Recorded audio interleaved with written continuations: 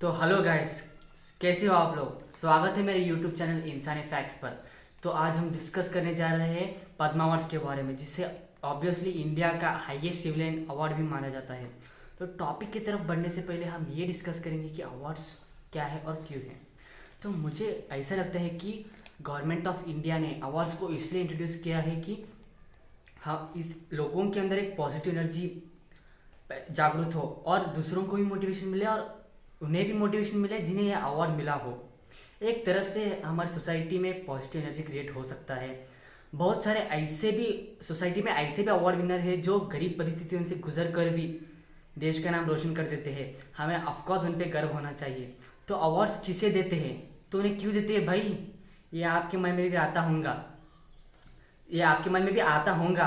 तो अवार्ड्स उन्हें दिया जाता है तो सारा हिंदुस्तान उन पर गर्व करे और भारत को उन पर नाज हो। और इन्हीं लोगों को एक पर्टिकुलर फील्ड में अचीवमेंट, कोई भी इंसान चाहे वो डिफरेंट कास्ट हो, क्रीड हो, रिलीजन हो या जेंडर हो या एज हो, उस पर डिपेंड नहीं करता। डिपेंड इस पे करता है कि वो अपना मेहनत कितना करता है।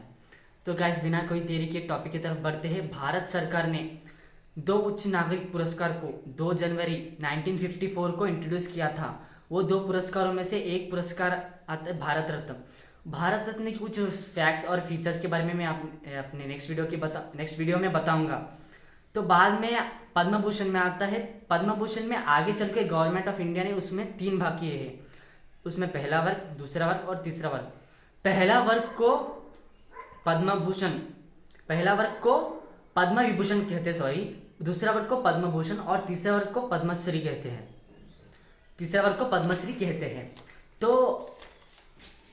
तो अब मैं आपको उसके वो अवार्ड पाने के लिए हमारे अंदर क्या क्या कैरेक्टरिस्टिक्स होने चाहिए, तो आपको मैं वो बताऊंगा।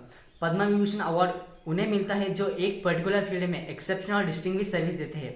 मतलब एक्सेप्शनल का मतलब होता है कि एक लेवल से बढ़कर, मतलब असाधारण सेवा।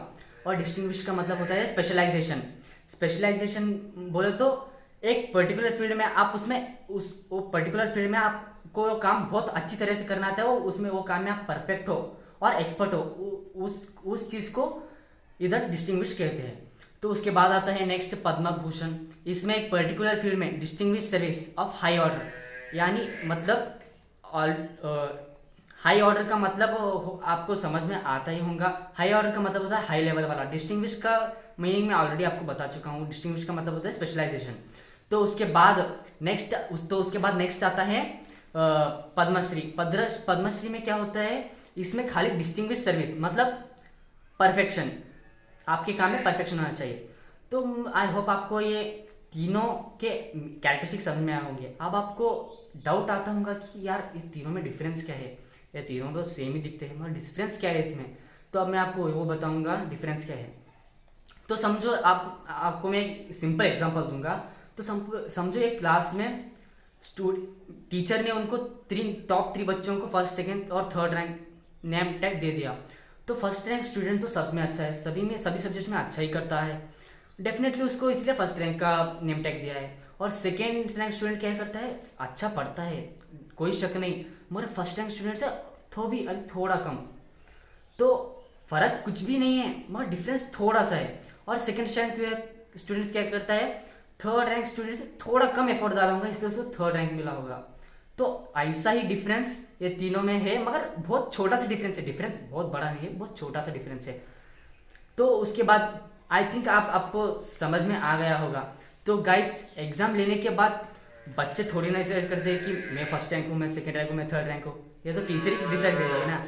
तो उसी तरह गवर्नमेंट ऑफ इंडिया ने अवार्ड कमेटी को एस्टेब्लिश किया कि ये अवार्ड किन्हें देने चाहिए। तो उस कमेटी में कौन कौन शामिल है बोलो तो उस कमेटी के अध्यक्ष जो कि नेतृत्व करते हैं उसको, वो कैबिनेट मिनिस्टर है। और उनके साथ होम मिनिस्टर आते हैं। होम मिनिस्टर के साथ और अकॉर्डिंग टू द कॉन्स्टिट्यूशन और कौन से लोग शामिल होने चाहिए वो लोग उसमें शामिल हो जाते हैं। तो अब आपको मैं पद्मा अवार्ड की कुछ बेसिक फैक्ट्स बताऊंगा। इस अवार्ड को हर साल रिपब्लिक डे पर दिया जाता है प्रेसिडेंट के हाथों से। उस प्रेसिडेंट के हाथों से वो अवार्ड दिया जाता है, उसमें मेडल और सैंडला, मतलब आपको सर्टिफिकेट दिया जाता है जिस पर प्रेसिडेंट का साइन हो। तो हर साल तो 120 अवार्ड्स ही इशू किए जाते हैं, इससे ज़्यादा नहीं। ये 120 अवार्ड्स में फॉरेनर्स को और को से भी मतलब हर कोई इंसान को ये 120 अवार्ड्स के अंदर ही दिए जाते हैं। और गवर्नमेंट ऑफ इंडिया ने हाल ही में पॉस्टमस अवार्ड्स मतलब जो लोगों को हाईली केसेस, ये बहुत हाई केसेस में होता है, जो लोगों को हाईली डिजर्व रहते हैं वो अवार्ड के लिए, अचानक एक एक्सीडेंट से कारण उनका डेथ हो जाता है, तब ये अवार्ड दिया जाता है उनको। ये अवार्ड को पॉस्टमस अवार्ड कहते हैं। अगर ये अवार्ड को का नाम लेटर्स में या कोई भी कार्ड्स में प्रीफिक्स या सफिक्स हमारे नाम के साथ ऐड नहीं करना चाहिए, ये बहुत गलत बात होता है। ये मैंने क्या रूल, एक कॉन्स्टिट्यूशन के रूल के हिसाब से है। तो हम वो अवार्ड का नाम मिसयूज भी नहीं कर सकते, मतलब मुझे अवार्ड मिला है, मुझे फर्स्ट डिजर्व करता है, कुछ भी ऐसा कुछ भी नहीं। ऐसा करने पर बहुत बड़ा घाटा हो सकता है, आपका अवार्ड वापस ले सकते हैं। तो गाइस आज के लिए बस इतना ही। वादा करता हूँ अगले वीडियो में और नए नए इंटरेस्टिंग टॉपिक लेके आऊँगा। तो गाइस मुझे मोटिवेशन करने के लिए लाइक्स और सब्सक्राइब का बटन प्लीज़ दबा देना और मेरे चैनल को सब्सक्राइब करना मेरे चैनल को। तो गाइस तब तक के लिए स्टे ट्यून्ड।